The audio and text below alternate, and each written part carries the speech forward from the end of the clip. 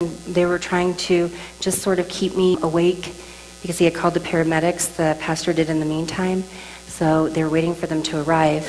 And I knew what they were doing. I'm a mom, I'm a nurse, I know. I assess myself. It's like they were trying to keep me conscious. And I could feel it all of a sudden. And it's like sort of I'm getting dizzy and the pastor says, "Child, what is your name?" I'm like, oh my God, I don't know my name. I don't know my name. I have no idea. I did not know who I was. He said, "Do you have family?" I didn't know. How do you not know? I had no identification. I had nothing on me. I didn't have shoes, right? And all of a sudden, I feel my heart, and I can tell, oh my God, it's getting slower, and it's not going to beat anymore. And then guess what? My lungs, they did what they had done before. They'd always gotten to where they were going to shrivel, and I'm like, oh my God, here I go. I'm going to have to jump up and down. And he slammed his fist on his desk. When he looked into my eyes, he said, "Child, I see it in your eyes. Do you believe in God? I know where you're going."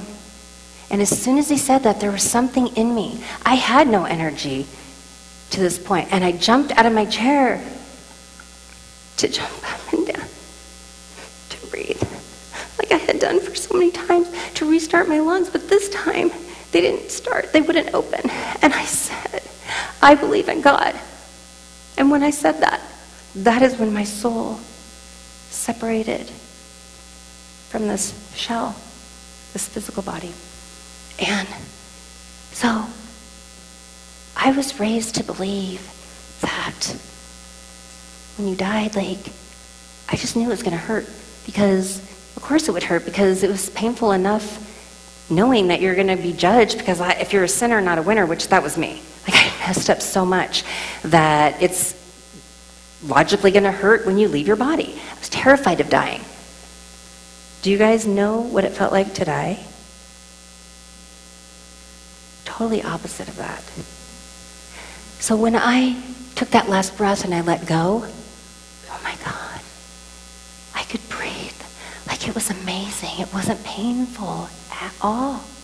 How is that possible? And not only that, it was so amazing because I let go and I go right up to the ceiling.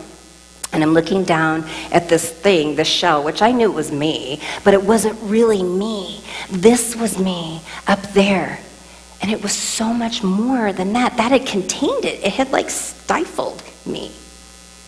And while I appreciated it and I admired it, and I started watching this series of events unfolding, and it was the pastor motioning for the ambulance people to come in, and the two people were starting to do the life-saving measures, the IV and the oxygen, and getting me on the gurney. And I'm just thinking, wow, you know what, that's really nice that they're doing that for me. They're so kind. But it's pointless. And I feel really bad. They should go help someone that needs help, because I'm not coming back. I knew, that I was finally alive. It was amazing. And all of a sudden, as I'm having this, realization, I feel something to my right and just above me. And it was this angelic presence. And so we began to communicate. And I knew it was my time, right? And for whatever reason, I'm looking down and I'm watching the pastor and Rodolfo. Rodolfo's just, crying. And I said to the angelic presence, can't they come too? I was talking about the pastor and Rodolfo, because I was like, they were so helpful, and I just really wanted to do something nice for them, and I knew where I was going. I could feel it. It was just going to be awesome. And the angelic presence said, it's not their time. And so I just remember just like wishing them love and letting go. I went into this tunnel, and it was so cool, because you know what? I didn't have to do anything. I just let go. It was the most amazing thing. All of a sudden, when I'm in the tunnel, there's this hook, right? And it goes right here where my rib cage would be, but it wasn't painful. It was just so substantial, and it just pulled. And it was just amazing. It was so exhilarating. It pulled me at this rate. It was supersonic. It was so awesome. And as it's pulling me, I'm being filled with all this love in this tunnel. The whole tunnel is alive in and of itself. It has life. And the interesting thing about the love, I had known this love. It was familiar. It was awesome. And all I had to do is nothing, just be.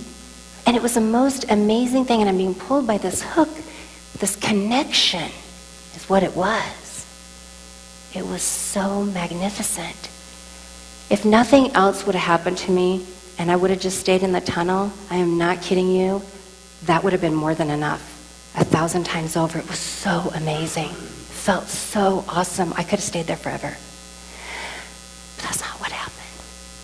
So, I get through to almost the clearing of the tunnel, and I'm almost at the end, and I can see something ahead of me. And the angelic presence that had traveled with me this whole time, when we finally got to the end, the angelic presence left. And then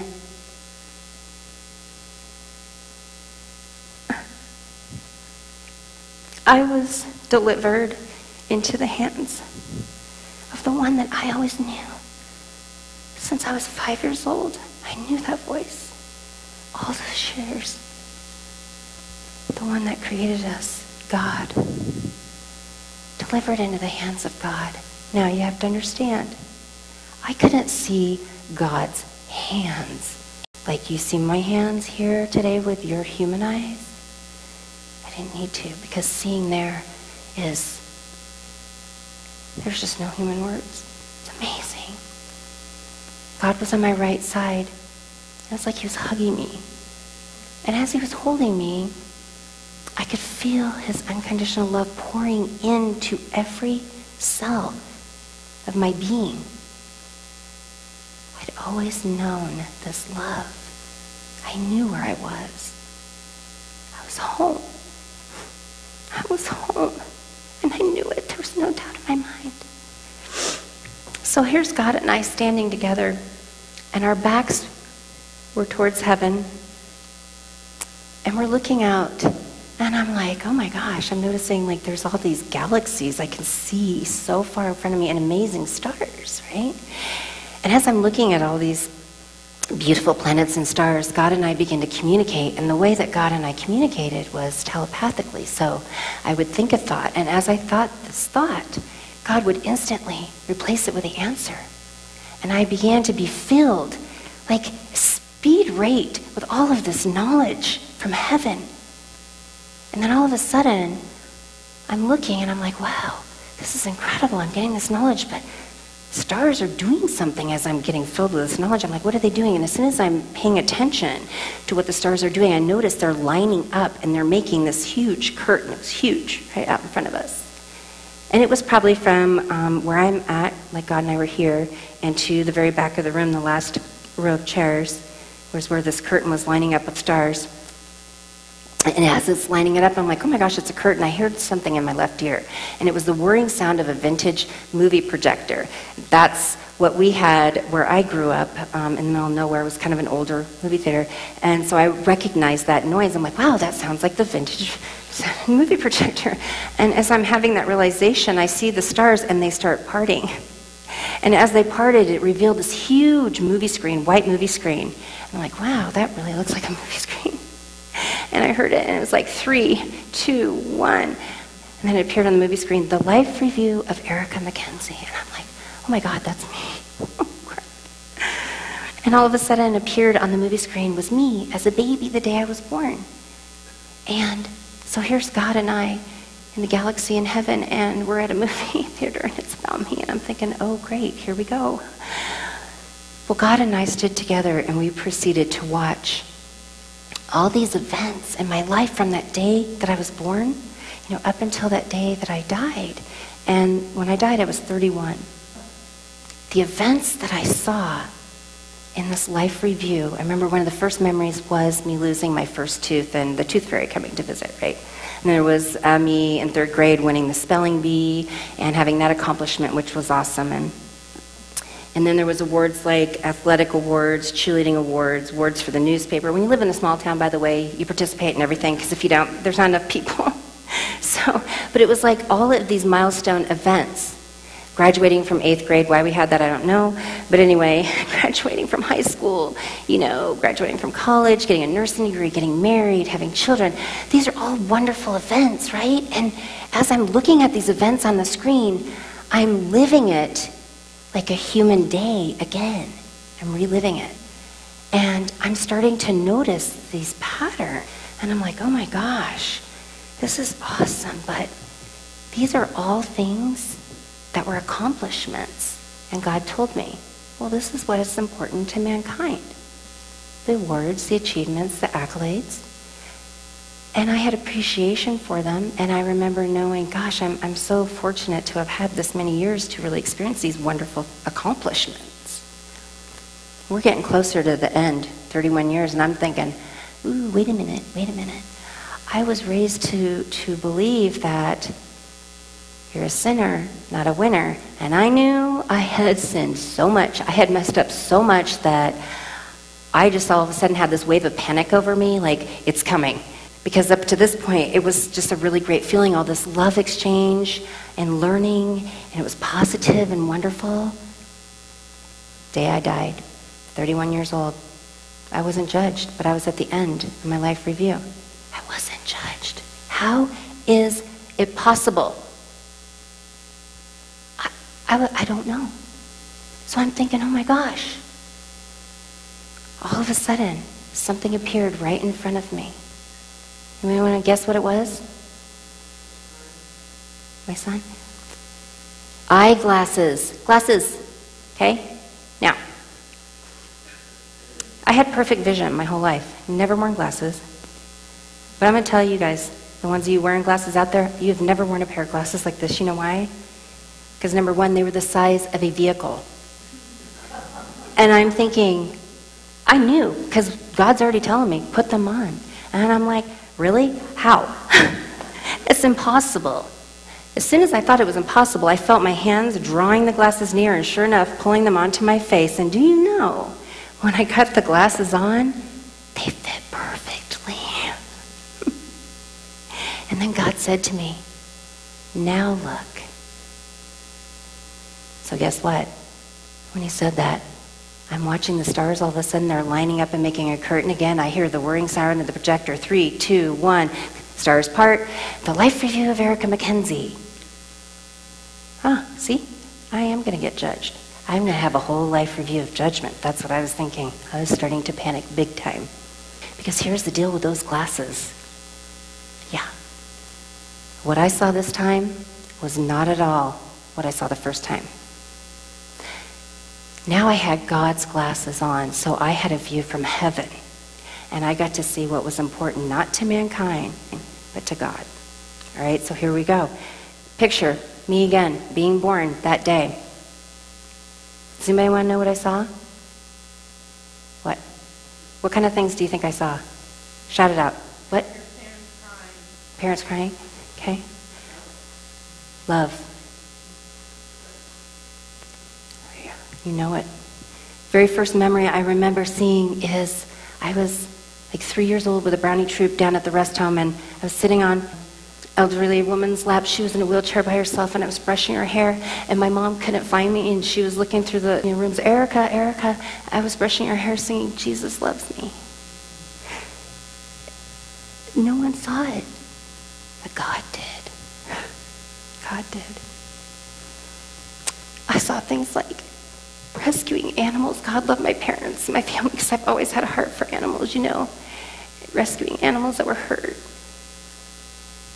Sticking up for people that were bullied. It was wrong, and I knew it. Listening and supporting when people needed it. Helping an elderly person with their groceries, just over and over events. But guess what was really interesting about this? The commonality here was a couple of things. Number one, most of these things that I was watching were happening when man wasn't looking, or if they were happening, man wasn't paying attention because they didn't think it was important, it was significant. But God showed me that these were the only things that were important, because each and every one of these things involved one thing, the most important thing, and is the answer: love. Love through our words, our thoughts, and our actions for others and ourselves, which was a huge lesson I had to learn, right? And I was about to learn. So I'm watching these events and I'm understanding for the first time these are the things that are important to God.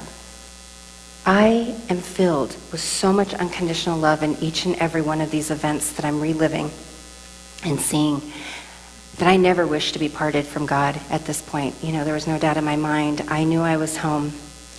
Well, again, about the same point of the first time, we're getting ready to get to the day I died at 31.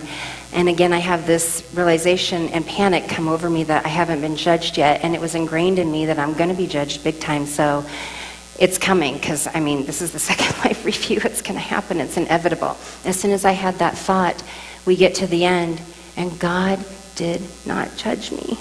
He loved me. He loved me so much, in fact, that he filled me with this unconditional love, again, that I really thought I was going to burst like a balloon. I had nowhere else to put it. It was so amazing. That's what he did. And then God said to me, look. So I looked to my right, and this is the only time that I saw God in any kind of physical manifestation at all. With the glasses on, it protected my eyes enough, but I still couldn't look directly upon it, but I could see. And it was God, and it was his hand, and it was from his fingertips all the way to his shoulder of his right hand. And it was the size of a semi-truck. And I know to watch, and I'm watching, and I watch God, and he swings up his hand. And I'm looking, and I'm like, oh my gosh, like it kept on going. I couldn't even see his fingertip any further. It was past the highest star. And I'm noticing something. He puts his palm flat, and all of a sudden appear in the palm of his hand this huge rock, massive rock. And I'm looking, I'm thinking, oh my God, that's like the hugest rock I've ever seen. And as soon as I have that realization, I'm looking at the rock. The rock just shoots this brilliant, magnificent light from every orifice of it possible, and I could barely look upon it. It was so bright. And God said, you are the rock. You are the light. The light is of me, and I am with you. And as soon as God said that, he let loose the rock, and we stood together, and we watched this rock fall for what felt like a really long time out in front of us. And when the rock got to right about here, I knew it was important to remember what God said, and I'm repeating it to myself. I am the rock. I am the light. The light is of God, and God is with me. And as soon as I repeated that and had that realization, appeared in front of us the largest body of water you've ever seen. You couldn't even see the borders of this water. And into the water, this rock plunged, and it made a significant impact. And one ripple, only one, came out of it. And it was so powerful, and I stood and I'm watching it, and this one single ripple, it begins to grow until I can't even see past the borders. And God said, mankind is the water, you are the ripple. Like the ripple affects the water, so too does mankind's words, thoughts, and actions affect each other. You see, Erica McKenzie is not a special rock that came back. Each of us are the rock, each and every one of us. If you are living and breathing, I am here to tell you, you are a rock. It's your vehicle. And guess what? You are all the light. The light is of the one that created us. Okay? And each and every one of you, while you're here, you are going to make a ripple, and it is going to affect mankind. But here's the interesting part. God said to me, free will, you get to choose if you let your light shine or not. But you're still going to make a ripple. So you can choose to make that ripple with the light on or the light off. And the light is the connection with God, that love connection. Can you imagine if a bunch of us make that ripple and we choose to have that love connection and the light shine? I saw what happens when we do. It's not about one of us. It's about all of us coming together, and we each shine our light and we make that ripple. That's when we will change everything. And it'll be incredible. Can you imagine being that valuable, all of you, to have that impact? Guess what? You are. It's my job to come back and help share this message. It's not about me. Each and every one of you are that important and valuable. But here's the catch. The next lesson. The gifts. God said, look to your right. So I look. Curtain stars parted. Shelves, bookshelves. They were the most incredible white. I'm just going to say white, but there is not even a name for the color, but it was like this white, glorious, magnificent shelves, bookshelves that were alive. And I remember knowing to look up, and I looked up as far as I could, and the shelves kept on going past the highest star. And I remember God telling me to look out in front of me. And I look and I'm like, oh my gosh, the shelves kept on going past the farthest galaxy. And I remember God telling me to look behind me. So I looked behind me past heaven, and wow, the shelves kept on going. And as soon as I had the realization, there's just some really big shelves. I'm like, all of a sudden, do you know what appeared on the shelves? Just say it. What do you guys think? What? Books, names? Okay, those are good. Gifts, presents, like it's Christmas and you go around the tree when you're little and you're like, there's all these gifts. They were all wrapped. And the most interesting part of it was, there were so many gifts on each and every one of these shelves. There was no space available to fit any more gifts, not one area, right? And I'm looking at these and I'm like, oh my gosh, these are like the most amazing wrapped gifts I've ever seen. But it's really weird, like I can't even find one remotely like the other, not one. That many? How is that possible? How is it possible that all of us have our own blueprint on our finger? That's not the same. How many people are on the planet? Wow, that's pretty interesting, isn't it? So I'm looking at these gifts and I'm like, wow, not one is the same. And then God said to me, when each and every one of you are born, I give all of you gifts. And I'm looking and I'm like, oh my God, I wonder which one my gift is. There's like, these are just amazing. And God said to me, Erica, when you were born, He said, I gave you the gift of patience and I gave you the gift of beauty. And it just came out of my mouth. It was my trigger, and I'm like, oh, no, God, that can't be right. So you didn't give me the gift of beauty? Because if you would have gave me that gift, if it really would have came from you, then all the events, the things that I did to myself until that day that I died, that caused me dying, was because I didn't think I was good enough. I didn't think I was beautiful, right? So I didn't think the gift came from Him, because after all, I was judged by mankind for my appearance. So how could that be a good thing? I didn't understand it. And God interrupted those thoughts immediately, and He said, again, Erica, when you were born, I gave you the gift of patience, and I gave you the gift of beauty. And in that moment, I finally knew for the first time what the gift of beauty really meant. You see, the gift of beauty came from within my heart. And the outside was just an exterior. But I had it all backwards because of the way I was treated. I thought this was supposed to be the beauty, and inside was irrelevant. But I finally understood it for the first time. I got it. I couldn't believe it, but it all made sense. And I thought to myself, oh my gosh, if I only would have known this, it would have been so much easier to love myself down there, not do those things. And then God said to me, Erica, I have more gifts for each and every one of you. Let's see, where were we? Oh gosh, there's so much I want to tell you guys. Oh my gosh, it's so important. It's so important. So does anybody know, how are we going to get these gifts? How are we supposed to get them? Just shout it out. Faith? Somebody said ask. Ask. Faith, yes, but ask. So God said, I have all of these extra gifts for each and every one of you in life, and all you have to do to receive these gifts is ask. But here's the catch. But then, after you ask, you must be prepared to be quiet and listen to receive those gifts. Okay, it was really hard for me to be quiet and listen.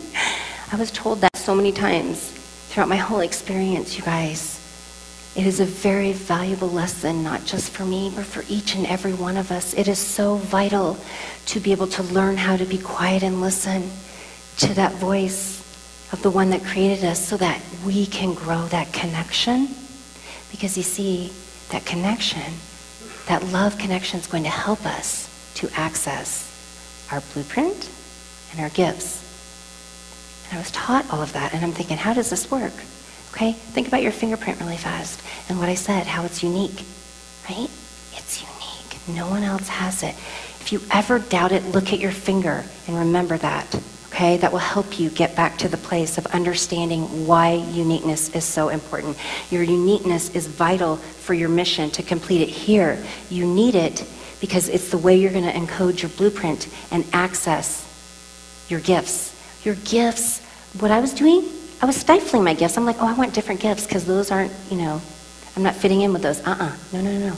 They're very specific for each and every one of you, and they are to be used with your other gifts. Okay? Use those gifts together with the connection, this connection that you've grown, this love connection, and you will be able to access your gifts to the magnitude that they are designed to be used. That's really important, the magnitude they're designed. So I hadn't been doing that because you see how it all starts to unlock the process? God said to me, you must start by learning to love yourself. I loved everybody else, but guess what I wasn't doing? And guess what I know a lot of us are guilty of, not just me, right? Right? So, but the problem is I learned that, wow, it's like, it's vital. We have to learn to love ourselves. If I didn't learn to love myself and love myself first, then I couldn't fully unlock everything and access it. And that's why I wasn't able to complete my mission on earth yet, because I hadn't done that one part. I couldn't access everything. It's important. But it required me to do something. I had to stop judging myself. You see, when judgment is present, there's no love. And love is the answer. And you can't have the right answer if you don't have love and you're judging yourself. You're not going to have it, right? So I had to learn that I am enough. And I'm not just enough. It is vital that I am me, my unique self, and learn how to love myself. And the way I do that is I have to take time and learn who I am. Remember, in the church, when the pastor asked me what my name was, and he said, "Child, what is your name?" and I didn't know, I had to relearn who I was. That's how bad I suppressed myself. I had to learn who I was. Each and every one of us. It's so important. And there's so much more I could say, but I need to move on because I'm never going to get us to hell. So there was a whole lesson that was important, and I thought, you know what? This is awesome because I know I'm not going back to earth, but if I had to, it would be completely easy for me to love myself for the first time, the way God designed it. And I'm thinking, okay, I'm finally going to get to turn around. Because remember, my back had to be towards heaven this whole time. And I can feel heaven. I know it's amazing, magnificent. I can't wait to turn around and go in. And I'm thinking that's what's going to happen. That's not what happened. I had another lesson, one more lesson. I call it the new earth. I was told to look down in front of me. And I'm like, oh my gosh, there's earth, right? And I was just admiring the beauty of it. It was amazing and magnificent from this perspective, right? And as I'm admiring this magnificence and getting filled with all this knowledge, all of a sudden I feel something I haven't felt to this point, and it was sadness. It was this tremendous amount of sadness. It was so heavy. I couldn't figure out where is this coming from? I've not felt this yet. And as soon as I had this sadness, and I'm looking down at the planet, I hear God ask me a question. God asked me, "He and who believes in me?" And I remember looking down at the planet again, and a Rolodex appearing in my mind, and flipping through the Rolodex of everybody I could think of, starting with my family and then my friends, and then on, of who believed in God. And as I'm going through this Rolodex, I'm looking at the people that I know, and I'm having this appreciation that, wow, this is amazing. Like, I have no desire to go back. I'm totally at peace with this. Now remember, I was a mother. And it was the most important thing to me at that point in my life. My kids were little.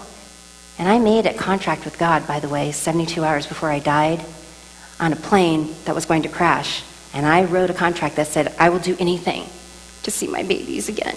Please, God, I will work for you. Right? Remember that. So I'm looking down, and I'm like, I don't need to go back. You know why? There's a bridge. There really is a bridge that exists between heaven and earth. And we are always together. Our loved ones, there's no separation.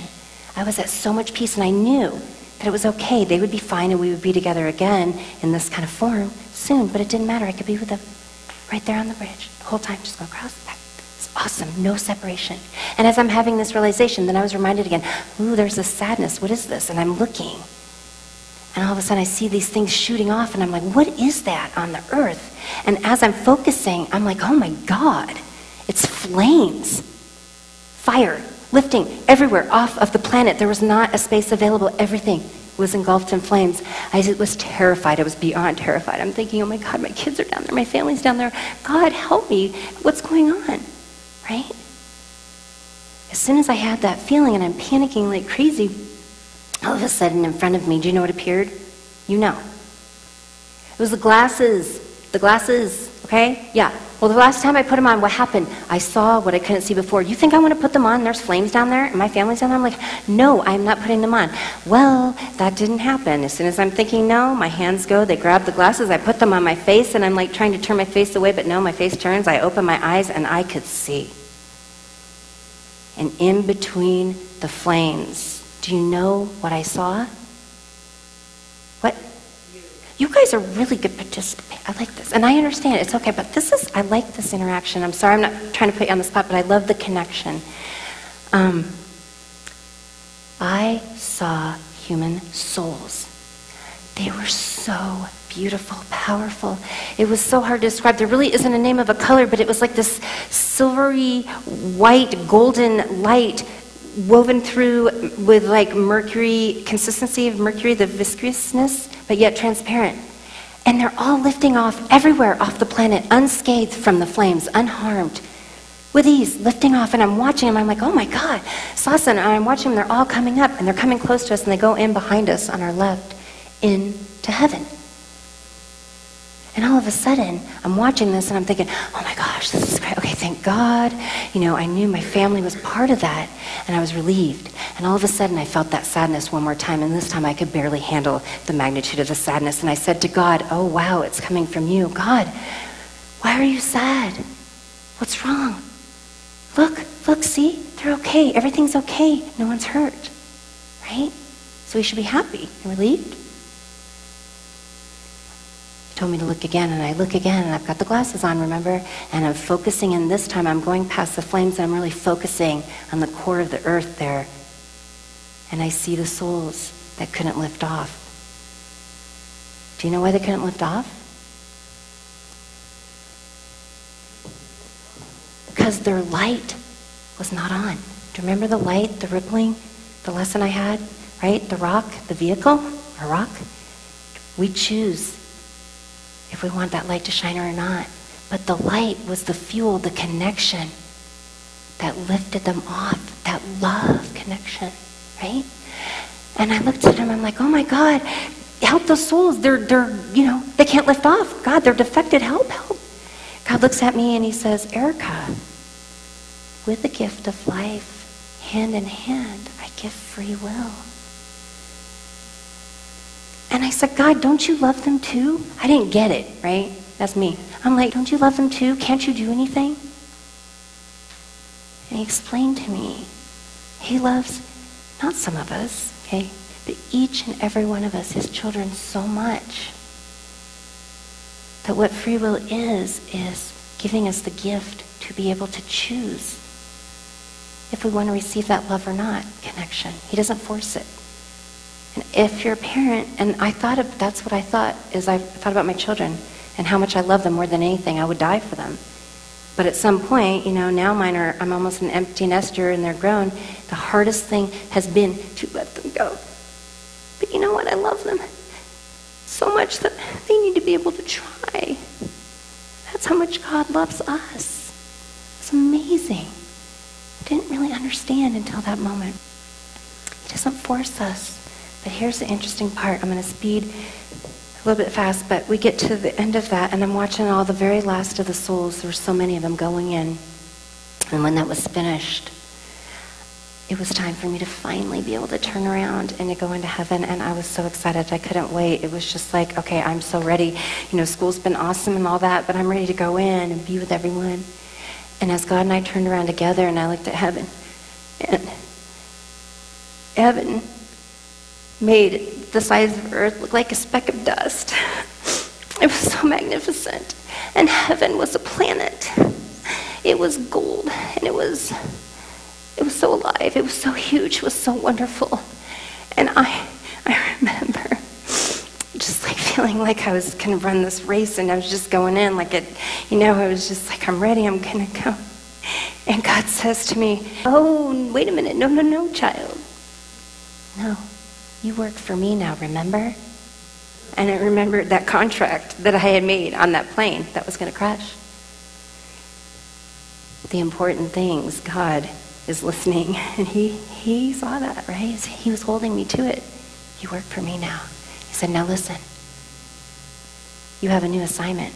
I learned that when we die, there was a couple things that I saw happen. Each and every one of us were eternal beings, right? We're spiritual beings having a human experience. And when we die, we get a new assignment. And sometimes the new assignment is in heaven. So if I wouldn't have come back, it could have been in heaven, potentially. And sometimes it was other places, and I saw, like the different planets and things. But in my case, my new assignment was down there. And I'm like, oh my God, that's Earth. I am not going back. I am so not going back. I am home. Are you kidding? Like, no way. It's not going to happen. God just laughs with me. And he said, Erica, he said, but before you go, I want to give you 2 more gifts. I'm going to give you the gift of knowledge and wisdom. Do you remember on Earth, before all this happened, how hard I told you guys learning was for me? All the learning disabilities. And I remember rubbing that Shane Martin's head that came to me when he said that, and God and I laughed because he knew. I was like, knowledge, you got to be kidding. Like, this is awesome. I haven't had knowledge my whole life. And he just poured. I could barely handle it. It was like I didn't know what else to do. I laughed at first, and we laughed together, the feeling of just getting all of this knowledge given to me. And he said, now, when you go back, I want you to be quiet and listen to the people that I put into your life. And when you do, you're going to take patience, beauty, knowledge, and wisdom. And when you speak, you will change millions of lives. And before I could even gather my thoughts to speak a word, to argue my case and plea to stay, God pushed me back in a tunnel. And this time the tunnel was completely the opposite of the tunnel that I went up in. This time this tunnel was confining, and I was like this. And my senses that were so heightened and really magnified going up, I couldn't use them all of a sudden. I couldn't see, I couldn't hear, I couldn't feel, I couldn't move, and I was alone. I noticed something. I didn't feel that connection with God, that love connection for the first time this whole experience. And as I had that understanding, I was getting slower and slower in the tunnel, and all of a sudden I come to a stop. And the first thought in my mind was, you got to be kidding me. I defected the tunnel. Like, of course I did. I'm like, I'm stuck somewhere between heaven and earth. I don't know how to get back down, and God told me to do this job, and now I can't. What the heck, Erica, seriously? So I'm panicking, and then all of a sudden I hear this really faint noise. It was like this buzzing noise, white noise. When I grew up at midnight, the American flag on the TV, and then it would go to white screen. Shh. Okay, that was the noise, best way for me to describe it. So I'm like, okay, what the heck? I don't know what it is because I can't see, but it's the only senses that it's working, so I'm going to go with it. I'm going to try to pay attention as best as I can so I can get help and get undefected and get back down. The sooner I start my job, the sooner I can get back to heaven, right? So I'm listening to the noise, and as I'm listening to the noise, I'm noticing the noise is getting louder, and as it's getting louder, I'm like, oh my gosh, it's so loud, it's like pulling me. And as I'm noticing it's pulling me, it completely sucked me out of the tunnel, put me onto my back flat, and I'm floating to my left. I can't see still, but I can hear this noise, and it's pulling me, and then eventually I stop, and I'm just like hovering in this space.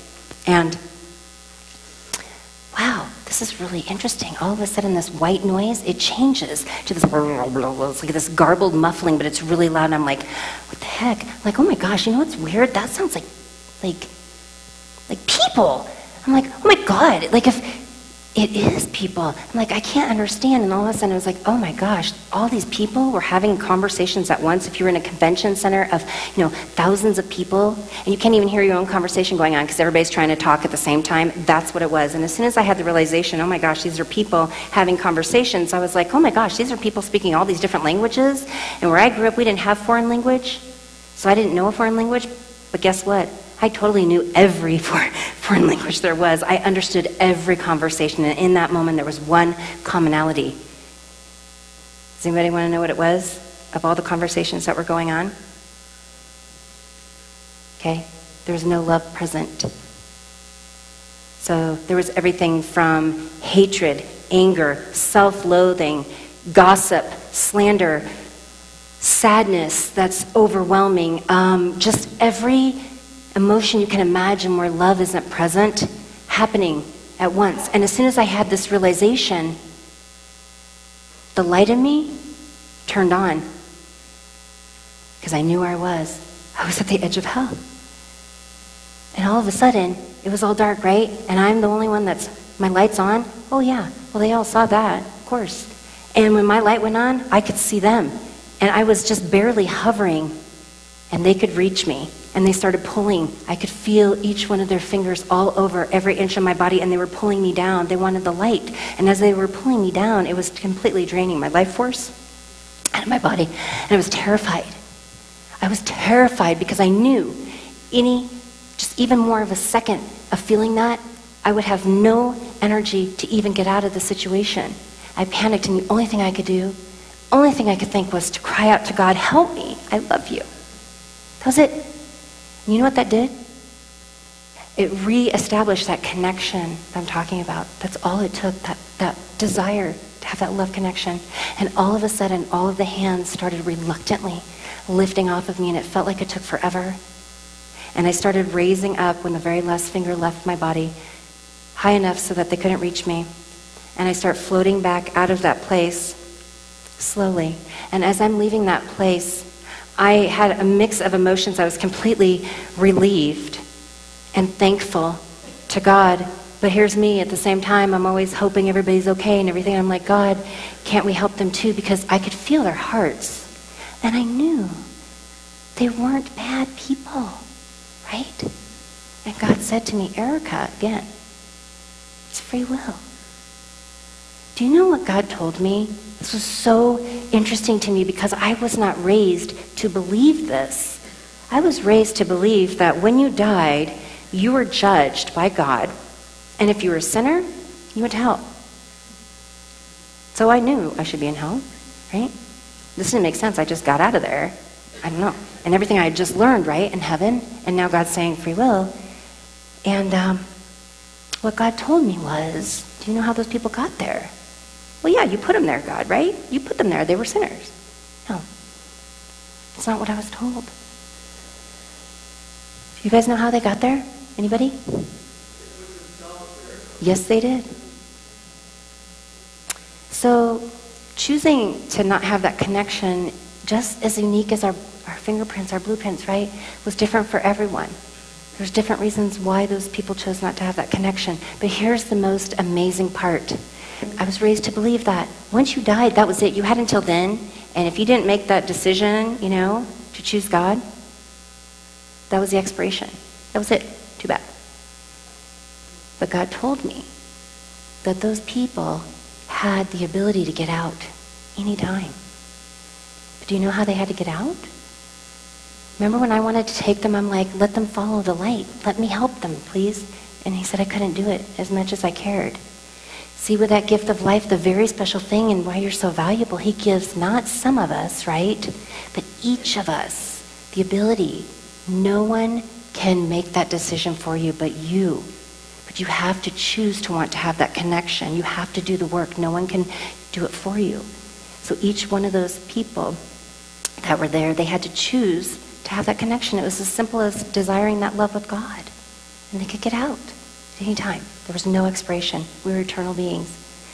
There was no time. Time did not exist like it does here. So I was really sad, but at the same time I had a lot of peace because I finally understood.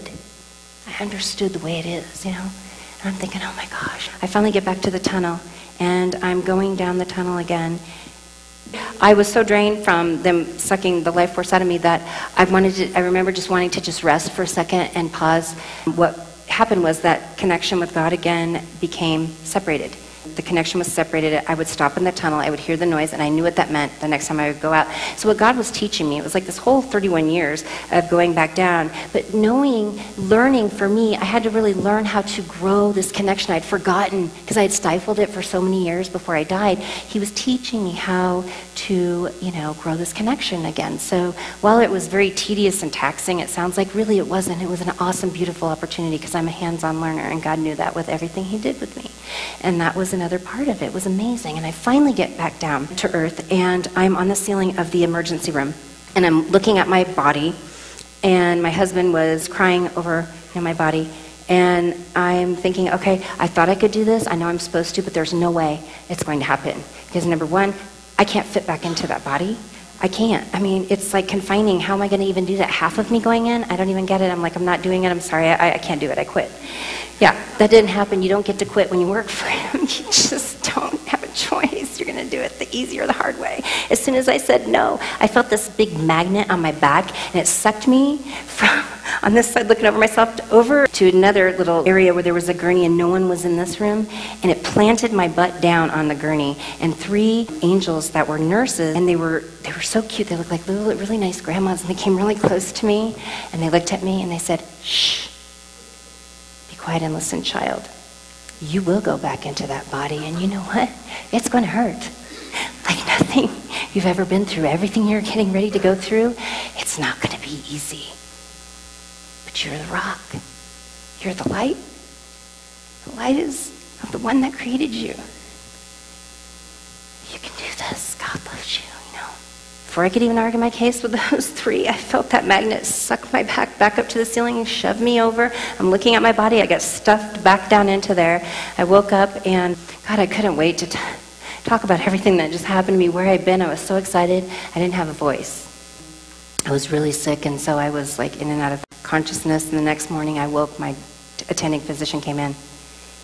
And he said, oh, good morning, Mrs. McKenzie. I'm glad you're with us. And I'm thinking, oh, the doctor's coming in. He's going to start this assessment. And all of a sudden, I feel like I'm going to throw up. I can't even control it. And I'm looking all over because I'm by myself in the room, and there's that pink bedpan. And I go to throw up in it. And it was my voice. It came out uncontrollably. And I'm like, doctor, doctor, oh, my God. I'm so glad you're here. I've just been to heaven. I've been with God. Sit down, please. I got to tell you. Don't even bother taking my blood pressure. I mean, the poor guy. He looked like one of those thermometers, weather thermometers. All the color just drained from his face. He didn't do the assessment. I didn't get the blood pressure cuff on it. He was out of there. He didn't even listen. He was just like, and I'm like, you gotta be kidding me. I'm like, come back. But the nurse had been charting on me in the hall. The door was open, so she had heard the whole thing that had transpired. She comes in, and she's cute little grandma again. She sits down by me, and she says, child, shh, be quiet and listen. I'm telling you, this is a huge lesson for all of us. I heard everything that you said to that doctor, you see. And do you know, I believe you. And everything that happened is really important, but you must learn when to be quiet and when to speak. She said, you see, I've worked for that doctor for 7 years, and I'm so sorry that the first person that you tried to tell about your experience in heaven to God was an atheist. And I could lose my job for telling you that, but she said, I need you to know what's going on here. And I'm thinking, okay, you gotta be kidding me. Like, I'm so not feeling good, I can't get up and hightail it out. And unlike my friend, Dr. Alan Huguenot, if you heard him speak, he was lucky, see, because he almost got checked into the mental facility, and one of his friends rescued him in the wheelchair and got him out the back door. Okay. I didn't have a friend like that. I'm like, you gotta be kidding me. That's not nice. So, 2 hours later, that doctor comes back with my husband. And he said, you know what, Miss McKenzie, it's going to be okay. Now, I want you to rest assured I've had a really great conversation with your husband and your family. And even though we figured out that you've never had a mental disorder in your whole life, you've been healthy, And technically, well, you're 31, you're too old for an late onset of bipolar disorder or schizophrenia, no family history of it. You're in that less than 1%. That's what you have. And your husband loves you so much that when I told him the best psychiatric facility in the country has one bed available, states and states away, and I had little kids, right? He said yes, because he knows that I know I am the professional, and since you don't know what's good for you, he's going to let you go do that. I'm like, oh my God. See what happens when you don't tell the truth and you hide stuff? It comes out. You can't keep it under the carpet. I had hid the secret that I was on those diet pills for 9 years. I'm like desperate. I'm like, oh my God, I'm so sorry that I didn't tell you, Derek, but here's the thing. I've been taking these diet pills. Please call this doctor. Please, I need you guys to understand. You know, what's happened to my body. Listen to me. I need to detox. That's all I need. Please don't say I'm not crazy. This happened. Give me a chance. But you know what? The doctor's always right. Don't you guys know that? Now, I have a lot of very good friends that are doctors, just so you know. I'm not putting all doctors down, but we're all human at the end of the day. Are we all always right? I don't know. I'll let you guys answer that. Thank you guys so much for coming. Can I just say one more thing, and then you can cut me off? I'm sorry. It'll be really fast. I just want you guys all to know.